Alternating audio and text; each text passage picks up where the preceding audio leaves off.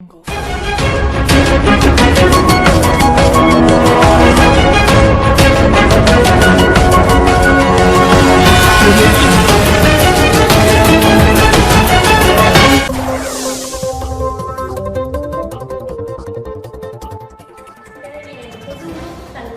nombre es Keila Abigail Soyoga y les doy la bienvenida al noticiero UVBJ.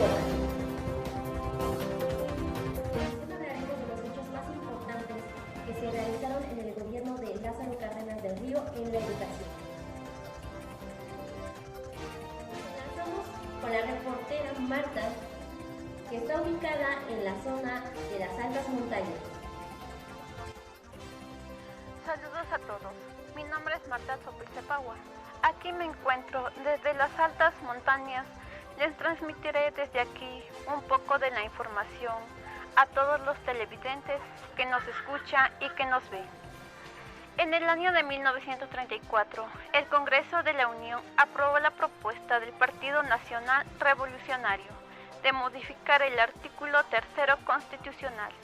Ya reformado, el texto establecía que la educación impartida por el Estado debía ser socialista, excluir toda doctrina religiosa y combatir el fanatismo mediante la inculcación de un concepto racional y exacto del universo de la vida social. Lázaro Cárdenas del Río fue un gran forjador de la educación en México. Gracias a todos los televidentes que nos están escuchando, que les llega la transmisión UVBJ. Keila, volvemos al foro contigo. Por esta razón, tenemos que tener claro que la reforma de la educación influyó mucho en las personas del pueblo. A esto consigo trajo una evolución dentro de la educación. Nos comunicamos con el reportero Fabián para que hablemos más sobre el tema. Noticieros UVBJ. Muy buenos días. Así es, compañera Keila. De antemano, le transmitimos esta información. Me encuentro ubicado aquí en la zona de las altas montañas de la Sierra de Somolica. Y antes de comenzar con esta información, les damos la bienvenida a todos los televidentes que hoy nos están acompañando. Y bueno, hablaremos un poco de la reforma educativa, de la evolución de la educación durante el sexenio de Lázaro Cárdenas. Para ello retomaremos 3 años en donde la educación fue más que nada lo que se impartió, lo que fue evolucionando. Para el año de 1857, por primera vez, liberales y conservadores proponen por primera vez que la educación fuera libre. En el año de 1917 surge la educación laica y la educación gratuita, en donde la educación laica la religión no formara parte de la escuela. Eran dos pensamientos distintos, que en sí había luchas en aquella época. Gratuita para que todos tuviéramos ese acceso a una educación. Para el año de 1934 se crea el socialismo y una educación obligatoria, que nadie nos podía decir que no podemos tener una educación, o que algunos gozaran con dicha oportunidad y otros no. Para finalizar con esta información, mencionaré un poco de José Vasconcelos, primer secretario de la Educación Pública, el que implementó libros para que llegaran a pueblos marginados, escuelas, el primer propulsor de la educación popular, el que luchó para que los pueblos marginados tuvieran una educación y para que se rompiera el yugo de la ignorancia y de la esclavitud de los clérigos. Muchas gracias por la información, muchas gracias por su atención. Gracias, compañera, y nos transmitimos con nuestra compañera Lourdes, en donde también nos dará un complemento más sobre este tema.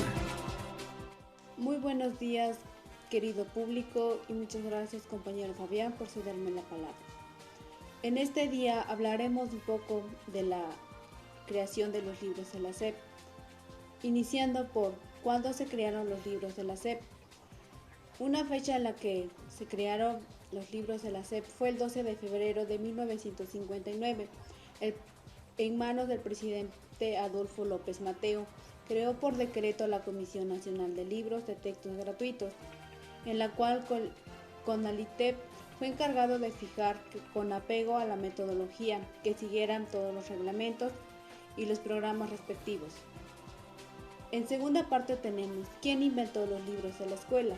Bueno, fueron los sumerios, el antiguo pueblo que vivía en la Mesopotamia meridional, quienes inventaron el primer sistema de escritura documentado. Como siguiente tema tenemos, ¿cuántos libros tiene la SEP? Bueno, actualmente el programa beneficia a más de 14 millones de alumnas y alumnos en cada año. El catálogo cuenta con 81 libros distintos a los cuales con 32 corresponden a la entidad donde vivo. Un ejemplo es el libro de Veracruz que tenía antes la educación primaria, donde se conocía sobre el estado y el lugar donde vivimos y el municipio y todo lo que tiene que ver con nuestra entidad federativa.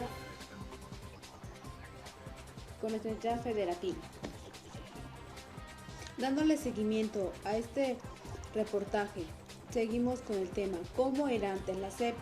El antecedente inmediato se dio en octubre de 1920, cuando José Vasconcelos presentó en la misma Cámara una iniciativa para establecer una dependencia federal cuyas funciones civilizadoras llegaron no solo a una porción privilegiada del territorio, no solo al Distrito Federal.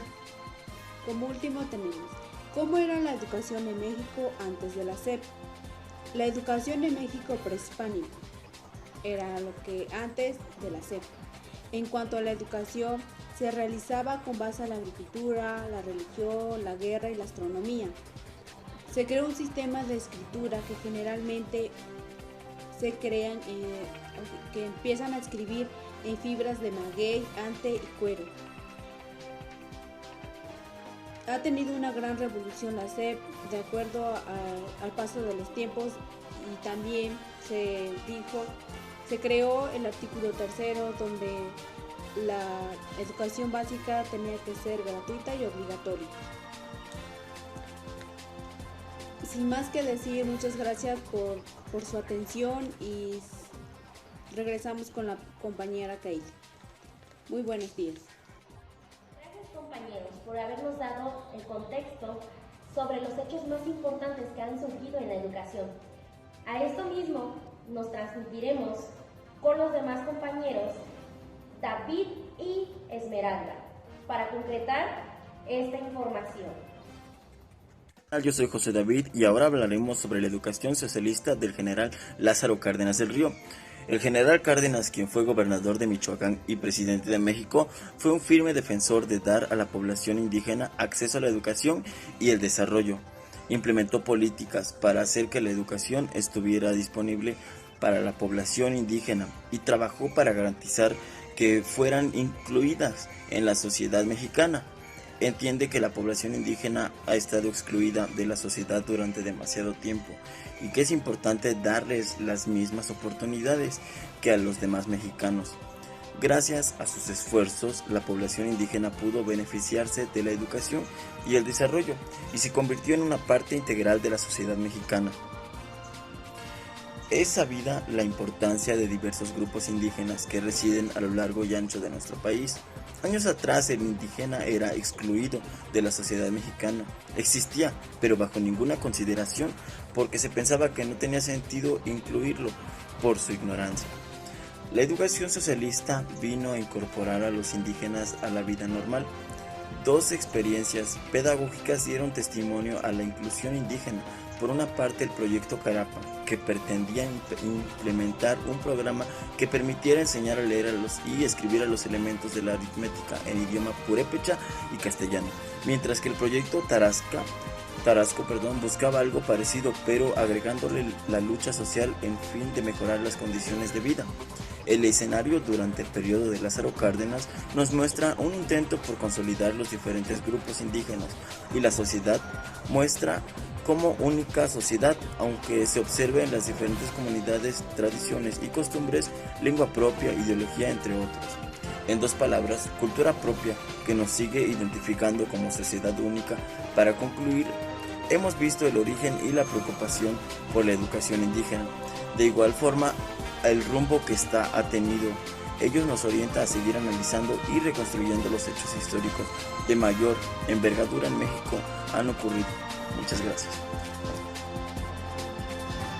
Uno de los episodios más recordados en la historia contemporánea del siglo pasado, después de la Revolución, es la época academista, que marcó la pauta que podía dar el matiz definido a una revolución social, considerando al general Lázaro Cárdenas como el mejor presidente que hemos tenido por los hechos que marcó su gobierno durante el periodo 1934 y 1940. Una de las ventajas que tuvo es que la educación que imparta el Estado será socialista y además de a toda doctrina religiosa combatirá el fanatismo y prejuicios, de tal manera que la escuela organizará sus enseñanzas y actividades en forma que permita a la juventud un concepto racional y exacto del universo y de la vida social. De igual manera, creó instituciones educativas y culturales como el Instituto Politécnico Nacional, la Escuela Nacional de Educación Física, el Instituto Nacional de Antropología e Historia y el Museo Nacional de Historia del Colegio de México, Colmex, los cuales fueron los pilares para el progreso académico del país. Ya les comenté acerca de las ventajas, ahora les platicaré acerca de las desventajas. Las desventajas es que no había ni escuelas ni maestros suficientes para que todos los niños del país que estaban en edad para recibir la educación básica, los maestros, muchos de ellos estaban viviendo en una efervescencia gremial y sindicato, que perdían el tiempo en actividades no necesariamente académicas, no normales. Las escuelas normales estaban ocupados más en producir maestros agitados y revoltosos que en producir maestros de revolución, y que se suponía que iba a ser una escuela socialista, una escuela para que dé servicio a la comunidad. Estas son las noticias de hoy y les quiero agradecer por su cordial atención. Con ustedes, Noticieros VBJ.